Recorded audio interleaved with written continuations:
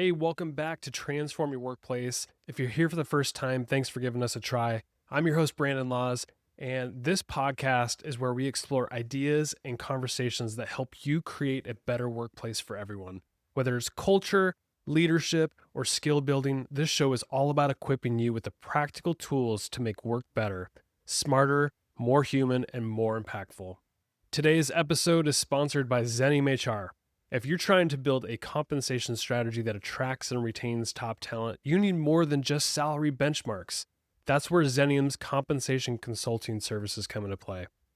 Our team partners with you to create customized pay structures, incentive plans, and strategies that align with your values and business goals. Learn more at xeniumhr.com. All right, today's conversation is a fun and incredibly practical one, especially if you work with STEM professionals or you are one yourself.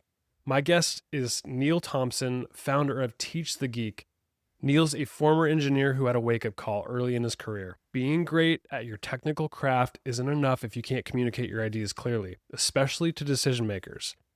In our conversation, Neil shares how he went from sweaty, anxious presentations to speaking confidently in front of executives.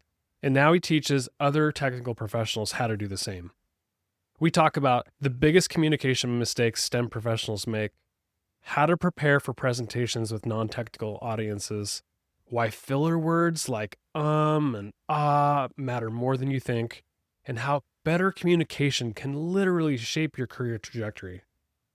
If you lead technical teams or work in L&D, this episode will get you thinking differently about how you develop your people and why technical communication training might be your biggest untapped opportunity.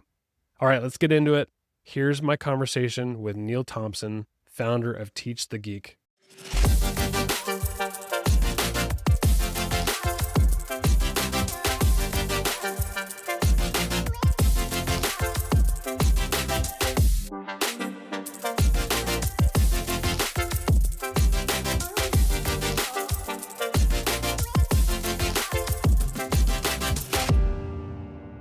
Neil, it's a pleasure to have you on Transform Your Workplace. Thanks for coming on the podcast.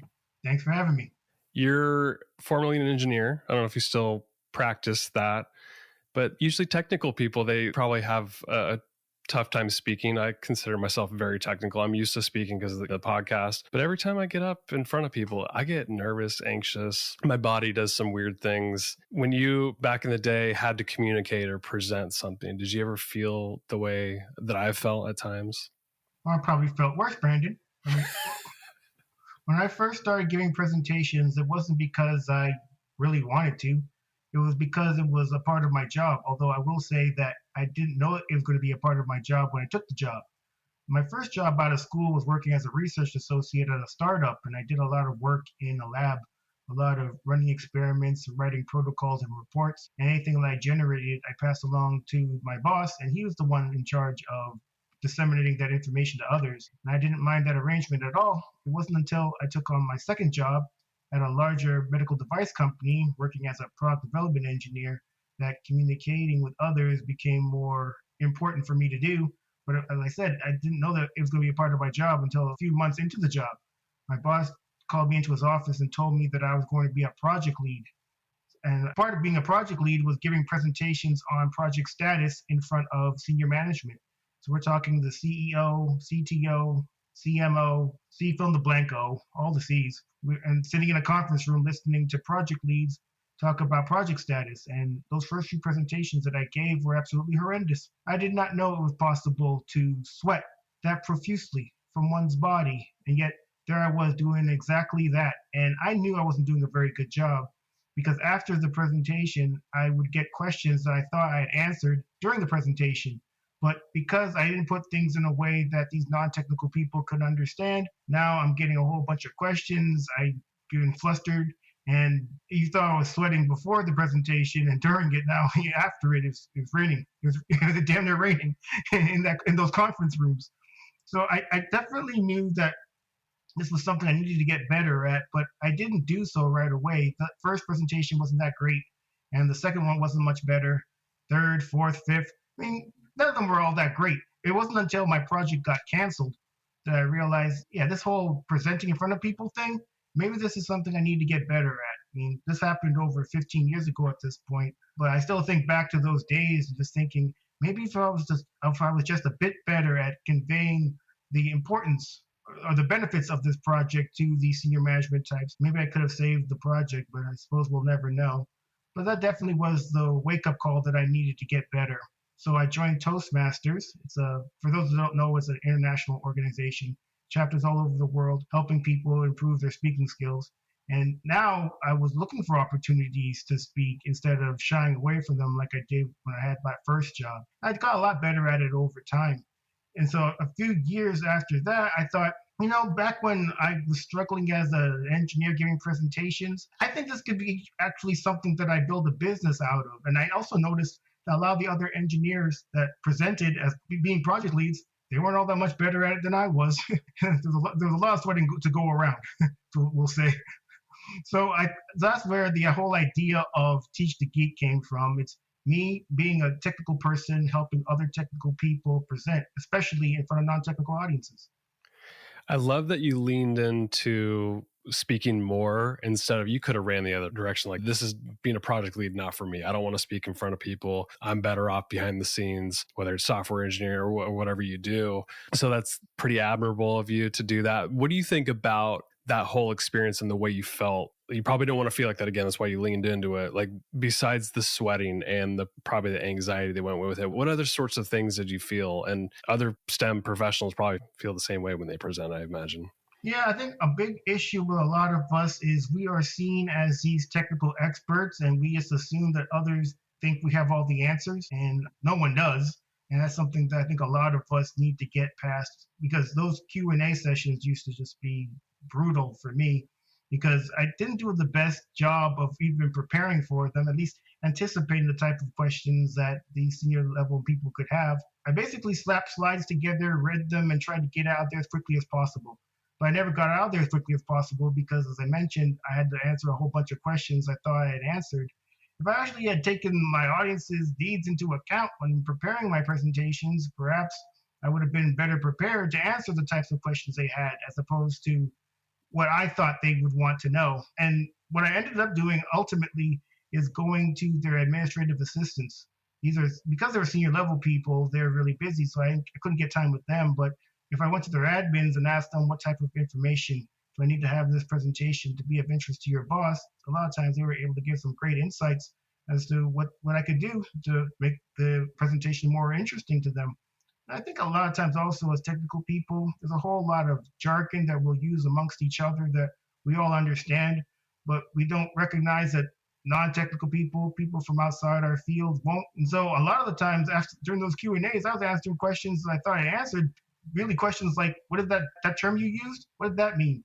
I was like, man, if you didn't know what that term meant, you didn't understand this entire presentation. Right.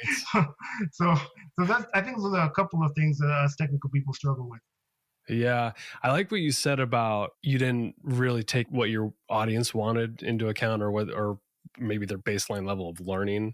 Do you think that's what STEM professionals like yourself, like they struggle with, is like they go in with a plan of what they know, and they go in with probably charts and data and all of this stuff that is really near and dear to their world, the terms that you're using, the jargon, versus using language that the audience wants to use, the visual cues that the audience probably would be able to more absorb. Is that a big struggle? 100%. Let me tell you a story about that, Brandon. When I worked in medical devices, I worked in spinal implants. More specifically, I worked in orthobiologics.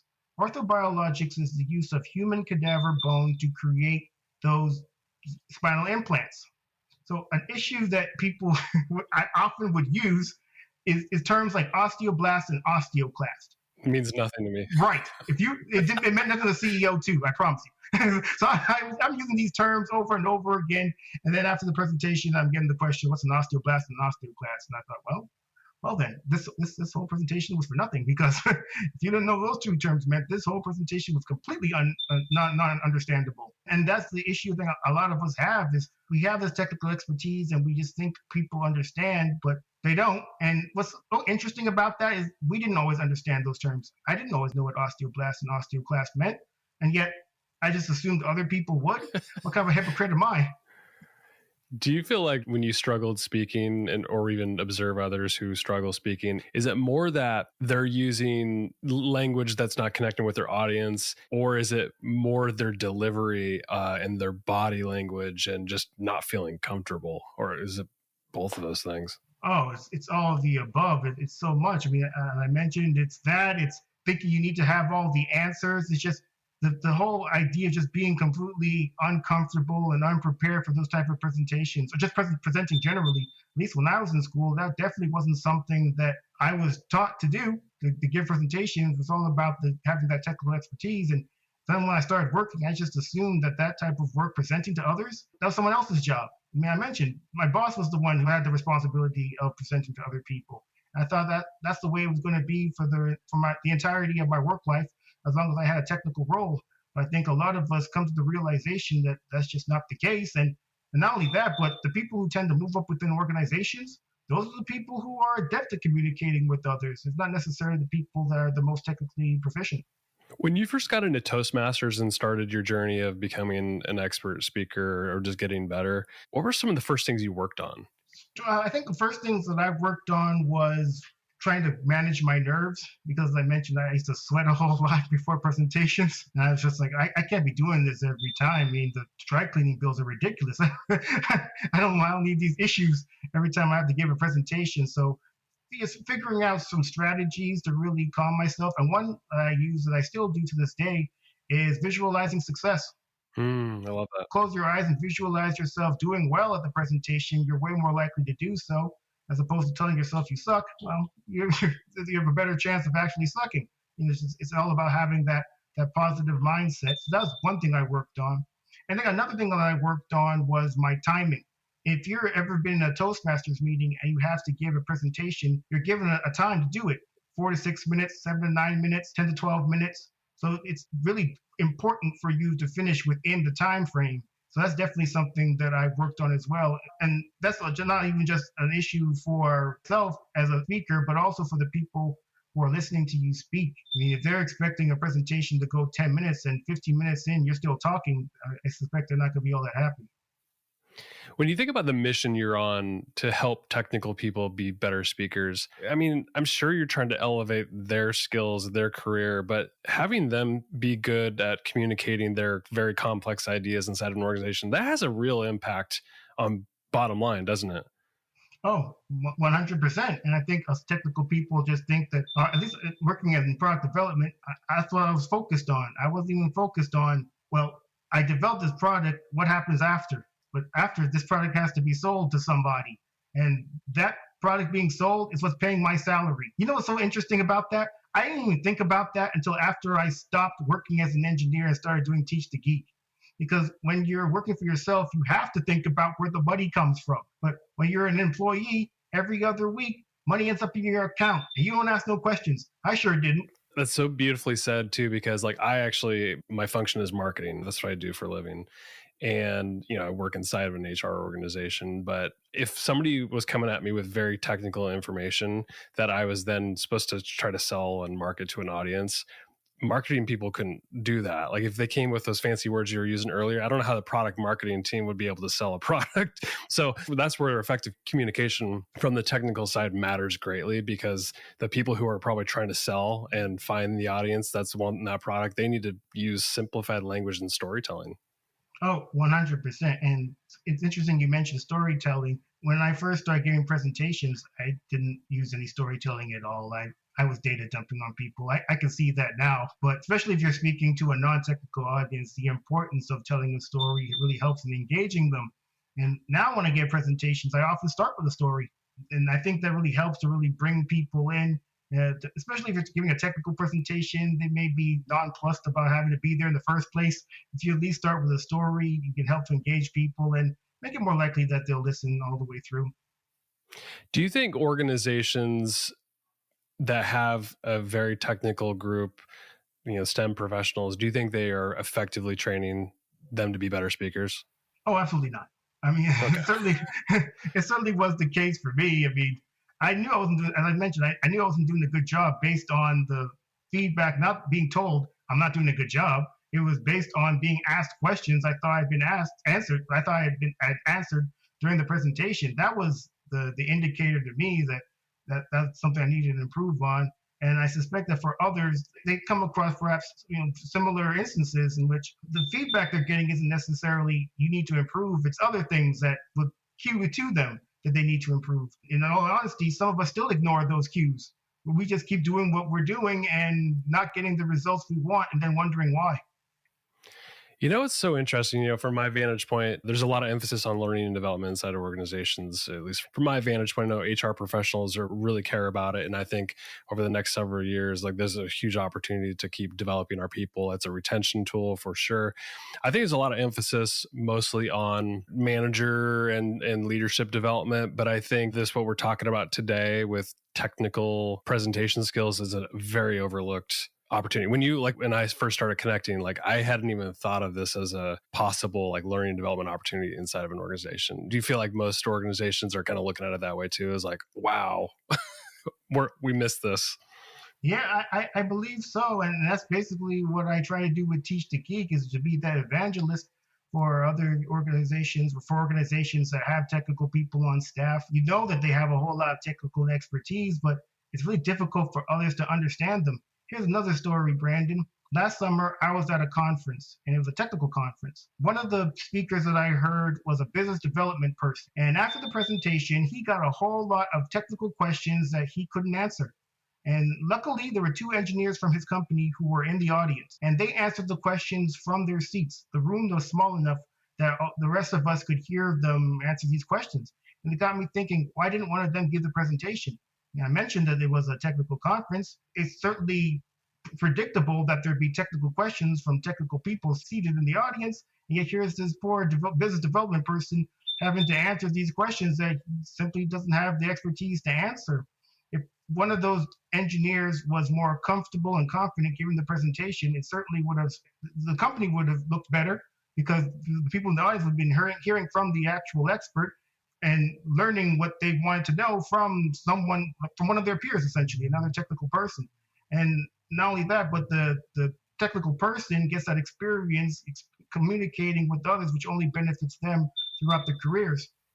That's a really good point. And it's probably because those technical people are not comfortable. So they probably didn't raise their hand and say, yeah, I want to go do this keynote presentation. People huge companies like the Facebooks of the world, you got Mark Zuckerberg, you got OpenAI with Sam Altman. These people were thrust into positions where they were forced to speak and be on stage all the time, but they're very, very technical people that probably struggled early on. And this is like a muscle you've got to stretch, right? So these technical folks, they just need to get reps in. And that's probably what you did with Toastmasters. Oh, 100%. Toastmasters is an excellent forum to practice your presentation skills. As long as you show up for meetings and volunteer to actually speak at them, you only get better over time. You can watch all the YouTube videos, listen to all the podcasts, read all the books, but you don't get better at speaking or anything really unless you actually get out there and get those reps. When you start working with technical folks and improving their speaking skills, how do you structure that? What's the kind of the first few things that you do with them? Visualizing themselves as actually getting better at it is the most important part. If you continue to see yourself as someone who's not very good at it, then it's really difficult to get better at it over time. And then I also ask them what they want to improve at. I think that's important too, as opposed to what other people think that you should improve at. Because if I get that buy-in from them, then they're more likely to see it all the way through. And then when it comes to actually giving presentations, I tell them to focus on what the call to action is. What do you want people to actually do after your presentation?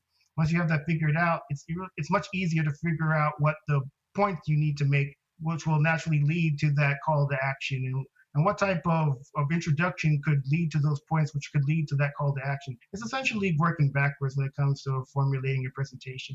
And then after that, then you guys have to get out there and get those reps to really improve. What makes an effective training program? Because I imagine you have to cover various areas, like you just talked about visualization. There's the speaking component. Then there's if you have a PowerPoint deck or something like that, you probably need to give them tips on how to structure and how much words to use and graphics and visuals and things like that. So do you walk them through all of those things? Yeah. And then, once all of that's figured out and you're actually giving the presentations, getting feedback from others is really important too. And the feedback that you get, I firmly believe in asking people, was this presentation understandable? Was this presentation relevant to you? And seeing what they say. In fact, one of the questions I tell them to ask is, what did you think this presentation was about? Because when it comes to communicating, we have an intent as the speaker, but then the people listening have their interpretation of what we said. And we want to make sure that that gap is as small as possible. So if their answer to what this presentation was about is approximately what you meant to say, well, then you're on the right track. And if not, well, back to the drawing board. Do you ever have people record themselves in terms of getting reps and watching? Because, when I think back to like when I first started podcasting, it was terrible. I felt like I was the one to do it because I knew I can execute on it. But my speech wasn't perfect. And because I did all the editing on my own early on, I listened to myself over and over again. And I found the nuances and patterns in my speech that were giving me the ick. It was very cringy. And so I would start to make tweaks over time based on just hearing myself. I think learning and hearing yourself is very effective. Is that any part of your program? 100%. In fact, I had a coaching client once send me a video of him giving a 40-minute presentation. And I actually decided to count the number of filler words he used. In 40 minutes, he said about 100 times. And I was able to point out when he did it. 1 minute, 40 seconds, 2 minutes, 5 seconds, 5 minutes, 38 seconds, each time. And he's able to go to the video, and at that time noticed, oh wow, I really did say that many times.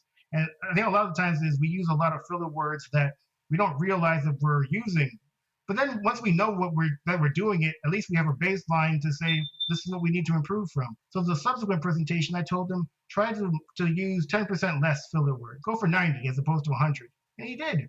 And now he knows that it's possible for him to decrease the number of filler words. That's something that he can always focus on for subsequent presentations.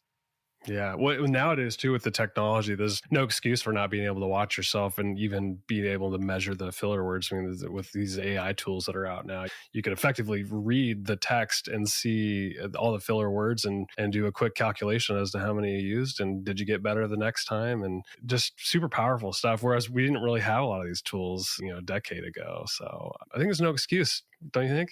Oh, none at all. And frankly, even before then, as long as you know the benefits of getting better at presenting in front of other people, there really is no reason not to. You don't want to be that technical person that is disgruntled that some other person got the promotion or the pay raise or the opportunity that you thought you deserved, but because they were better at communicating with others, especially decision makers, they're better at advocating for themselves, they got it, as opposed to you who just sat at your desk and thought that you doing your job well was good enough. It isn't.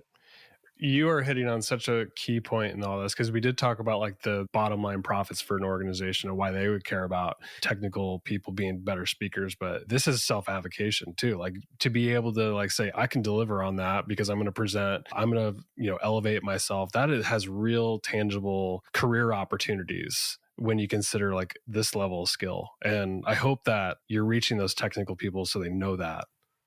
Oh, 100%. Once I got better at giving presentations, I actually got tapped to give a presentation on our research at a conference in Italy. I highly doubt I would have had the opportunity to try pizza from its original source if I didn't get better at giving these presentations. So I definitely saw the benefit, and my goal is to help other technical people see the benefit as well. When you with your business, I'm curious if you have technical people reaching out to you, or if like an HR professional is actually seeking outside training resources to have you come into their organization and help the technical people. Is it a little bit of both, or is it tend to be the technical people reaching out? Actually, it does tend to be more of the latter. And frankly, with what I do with Teach the Geek, I do a lot of outreach myself. And many times when I do so, I think it kind of makes people think, this is something that we could use and something that we definitely see a benefit in, because I suspect they think back to their own experiences listening to people with technical backgrounds give presentations, getting lost in all the jargon, not really understanding what it all meant, maybe feeling a little foolish even asking because you didn't want to look silly in front of other people in the event that other people understood, and not wanting other people to be in that similar situation. And then just seeing how it can benefit the technical people themselves as they got better at this skill. And so, as I said, a lot of the work I do is reaching out to people and helping them see the benefits of it. Has there been any technical people who have made this leap like you have to be effective speakers? And if so, who's inspired you along the way?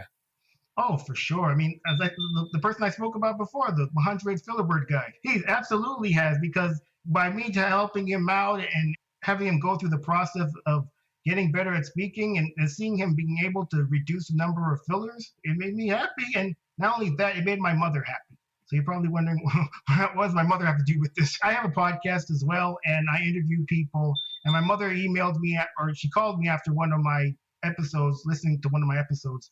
And she said that she listened for the first couple of minutes, but had to stop because one of my guests used so many ums in his answers that it bothered her so much she has to stop listening. And it just reminded me, well, I probably should do some better editing. But it also reminded me that, this whole using fillers, it can be very distracting to people. And you certainly don't want the decision makers or the people that you want to actually listen to your presentations be too distracted by your fillers to then listen to your presentation.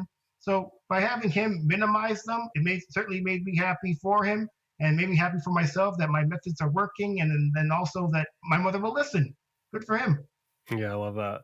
Yeah, it's interesting with podcasting because you can fully edit it. You can hide the ums and the ahs and all these filler words that people tend to use.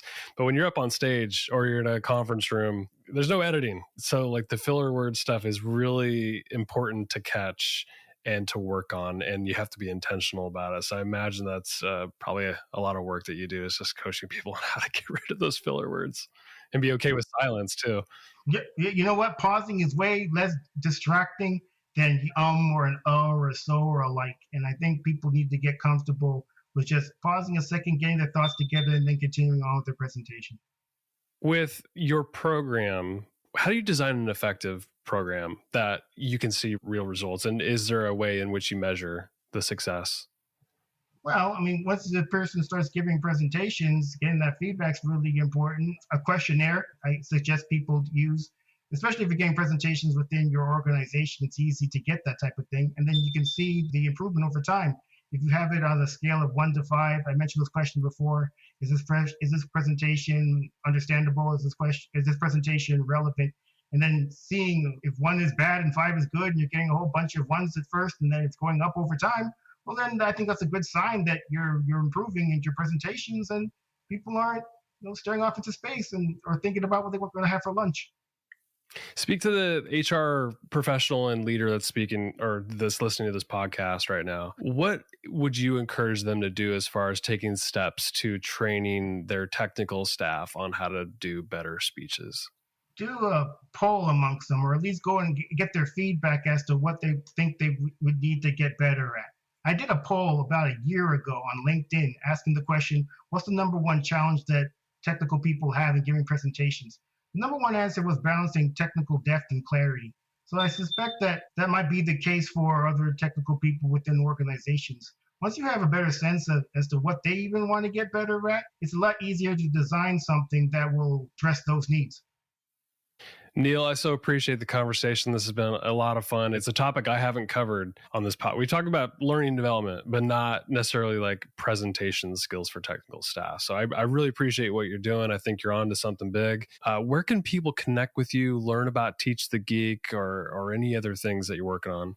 Sure. You can go to teachthegeek.com. I mentioned that I have a podcast. It's also called Teach the Geek. And you can go to podcast.teachthegeek.com. And I also have a YouTube channel in which I offer tips on getting better at giving presentations. And that's at youtube.teachthegeek.com. My guest today has been Neil Thompson, the founder of Teach the Geek. Neil, thanks for coming on. Thanks again for having me.